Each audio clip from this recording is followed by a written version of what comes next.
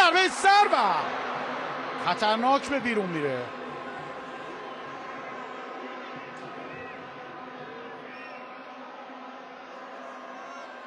اشتباه کرد. پرتاب برای آلومینیوم شکل گرفته. دقیقه 25 پشت سر گذاشته شد. 0-0 مساوی. اعتراض جواد نیکا و کارت زردی که به جواد نکوناب داده میشه.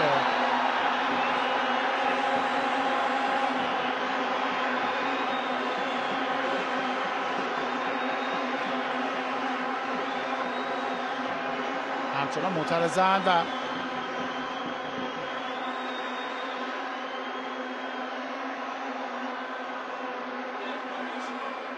مهرداد محمدی که با داور صحبت میکنه.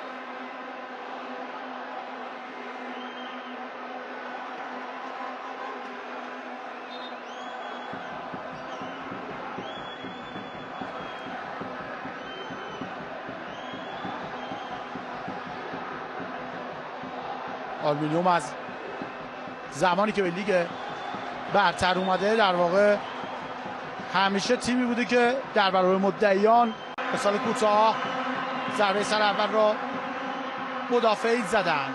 باز هم ماشاریپوف نشون میده برای حرکت. ارسال بلند. این ضربه سر و تیر دروازه به لرزه در اومد. پاس خوب بلانکو و کورنر به دست میاد. ارسال بلند. ماشاریپوف و چه توپی برگشت داد. داور گل اعلام میکنه.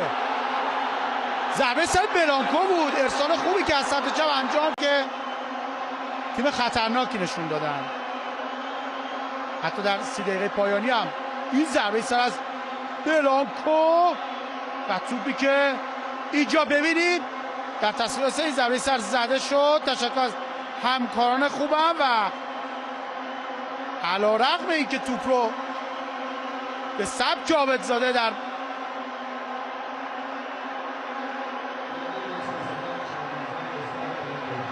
اختیار گرفت و بیرون کشید، اما داور گل اعلام کرد و اینجا بود که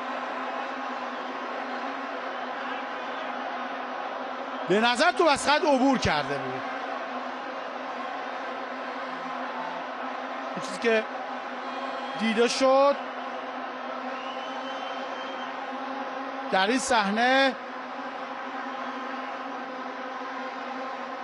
توپ از پشت تور پیدا بود. حالا اینکه 100% توپ از خط گذشته یا خیر تصویر بود که میده. 50 دقیقه از بازی پشت سر گذاشتیم. ارسال با پای چپ روی دروازه و حسینی با کف دست توپ رو به سمت مخالف دفع میکنه و توپ به کورنر میره. ارسال به تیره یک و ضربه سری که خطرناک به بیرون رفت. ارسال خوب، بد شانس بود در این صحنه که توپش به گل تبدیل نشد. نگاه کنید اینجا رفت و ضربه سر رو زد. عصبانی هم بود که هم مهران موسی